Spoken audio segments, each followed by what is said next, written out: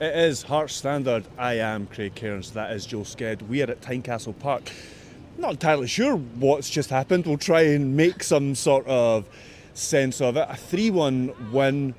Not the greatest performance. I suppose a good place to start with maybe, we've just spoken to Neil Critchley there. Always seemed to get an honest assessment from him. He wasn't too happy with the way that Hearts played first and foremost. Yeah, he felt that first half was, I think we could all see there was a lot of kind of just basic headers on the ball, whether it was poor control, it was poor passing, it was, and it's just like wee things like this, like poor passes, or if you've just let the ball run away from you, it slows you down and you have to take a step back, and then even just those wee split seconds allow St Mirren to be St Mirren and make it difficult, and that's what we saw.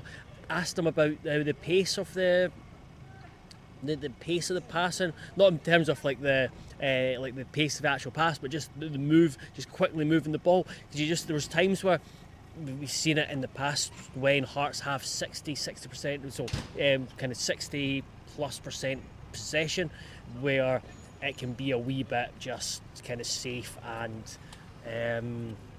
slow and kind of ponderous, and unless you are moving it quickly to move the opposition. And there was times where it opened up for Taylor on the right or Khartoum on the right, and it just didn't get across quick enough. And there was moments where Penrice was bombing down the left, and then him and Kabangu didn't quite link up. Or one moment stood out was when Neuenhoff got the ball, Penrice saw it. Penrice was on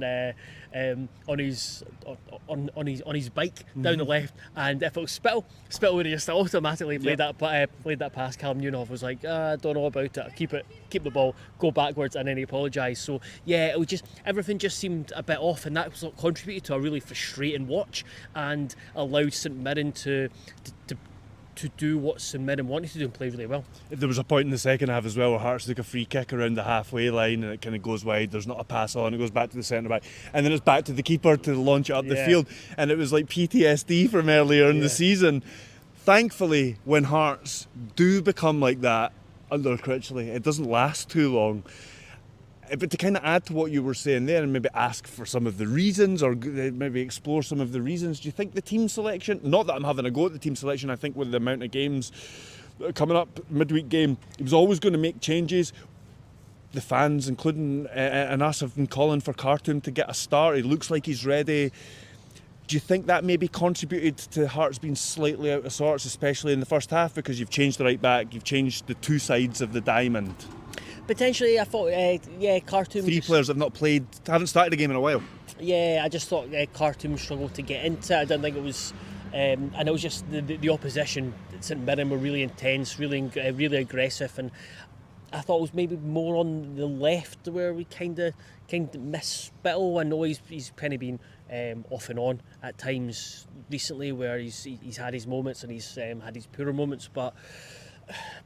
It was a team selection which I think a lot of people would have picked. I think everyone would have just looked at the team's lineup and like, yeah, you know what, I like that. I like that. And for whatever reason, it just didn't click. It's just guys who have seen the last two games, guys who have played together for a wee bit, understand each other. Callum Neuenhoff's first start, first starts in Celtic, Khartoum's first start, Taylor's first starts in St Mirren early in the season. So it's a difficult one with, like you said, the three players coming in, and you just expect them to hit the ground running. Again, the opposition, St Mirren were awful when they came here and lost 4-0. That's after Robinson tried to changed up, and he did say, I can't remember exactly what he did. He played like Olasanya out wide, and he's just made a complete mess of his decision. He kind of reverted back to proper St Mirren today, and they were good. That first half, they were good. They're really good, really intense, played direct in a good way, really aggressive. And I just think, rather than because of the new players, it was just a combination of things, and it just felt like it was one of those games within 5 minutes you're thinking, this is going to be a long night. You know what, just win. Yeah, even at half time it was like, this is probably going to be a long second half as well. And I suppose this is kind of like the main thrust of the result tonight, and it's been the case a little bit recently, but Hearts are still winning games when they're not playing well at the moment, or not playing. Earlier in Critchley's reign, they were playing better and not winning matches, and now they seem to be in a place where even if they don't play well, they still are a threat and they'll still score goals. I said on Sunday there, I can't remember if it was on the video or whether it was you off air or whatever, but you just feel confident. Didn't quite feel that at half-time tonight, but most games now you feel confident that Hearts are going to score a goal. Yeah, absolutely, and at least a goal.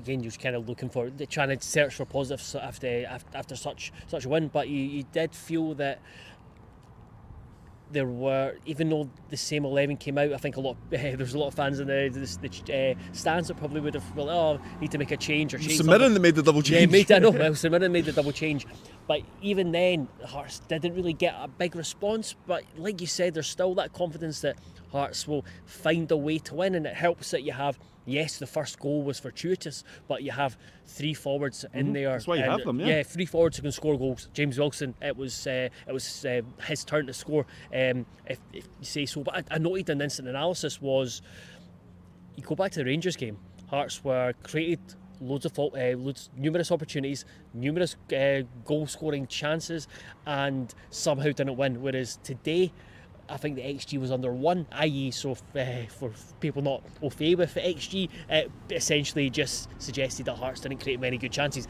You could see that with your own eyes, and then still found a way to win. So that's 20 points from the last 27 available, I think. So they are found a way at times to just win in different ways. Play well, win. Don't play well, win. The Rangers game's only blip, but that's Hearts against Rangers.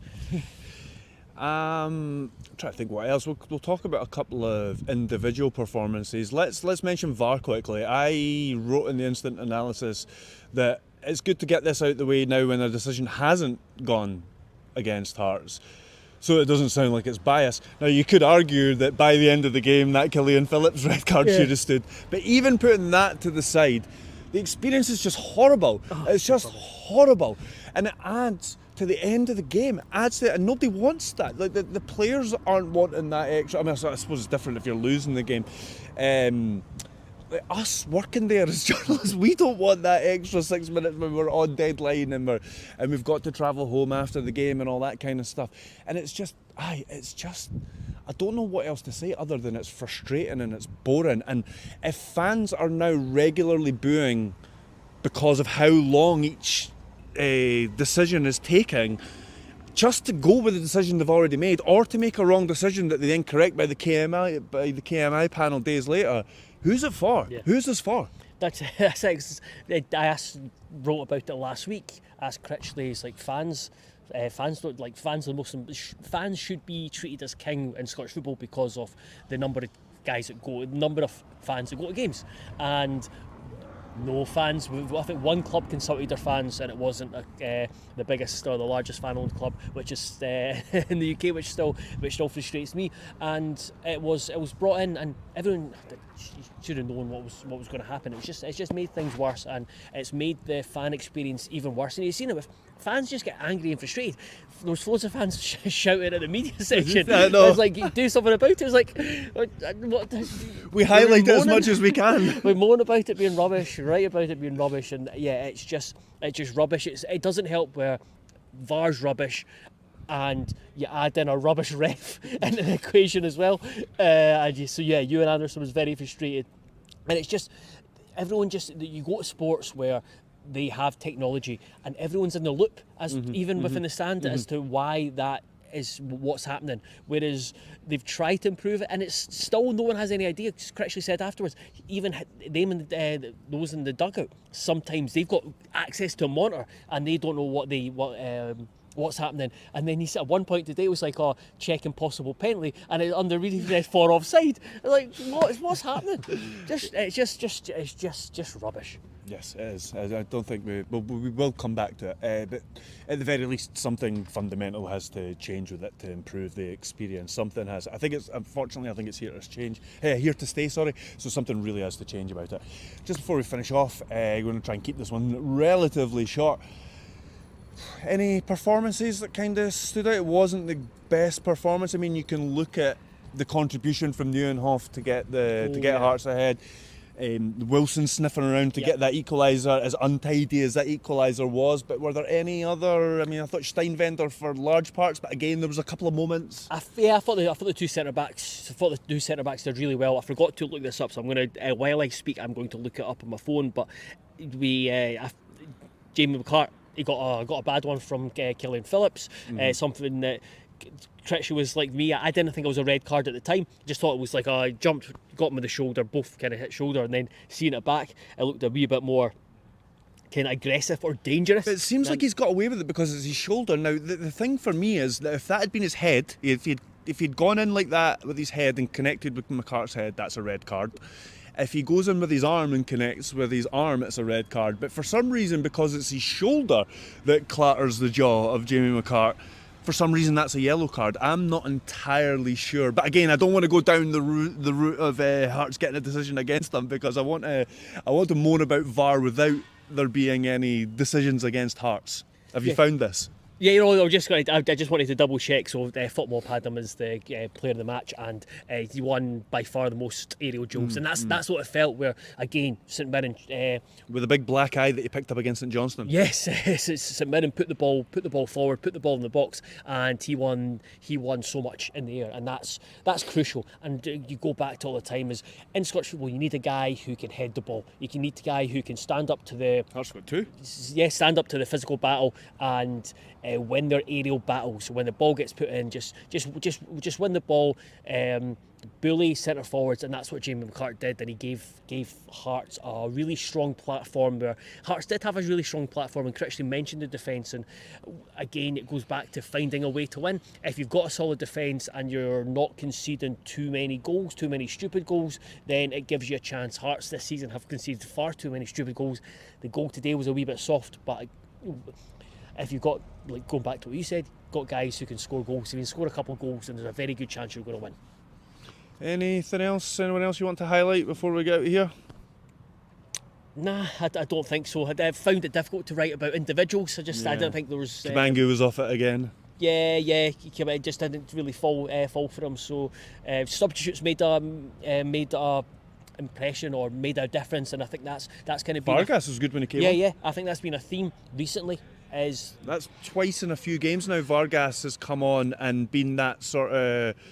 It was Dundee when Hearts are ahead, and he's been stretched. Basically come out. Him and Forrest in that game, I think, came on, and it was a similar kind of thing for this game. Yeah, and it's you go back to like the weekend, and there's guys coming off the bench and impacting it positively, which shows good squad depth, and it's encouraging when you are struggling and Critchley's able to turn to the bench and goes, you can change it. So it's good. I mean, the main thing is winning in the top six, first time in 200 days since the first week of the season, going into the derby on Sunday, two teams in very, very good form, knowing that 3 points puts Hearts right, and I think Hearts are in the European European conversation already, but 3 points puts us right in it, and you're thinking somehow this team could, after the worst start of the club's history, could finish third again. Yes, indeed, on to the derby, and it's going to be two form teams going up against each other. So it's going to be really interesting to see how they make it a terrible game of football like they usually do. As always, please check everything out at heartstandard.co.uk. Please subscribe to this channel if you haven't already. It is late. I've still got to get home as well. We'll see you all over the next couple of days. Thank you very much.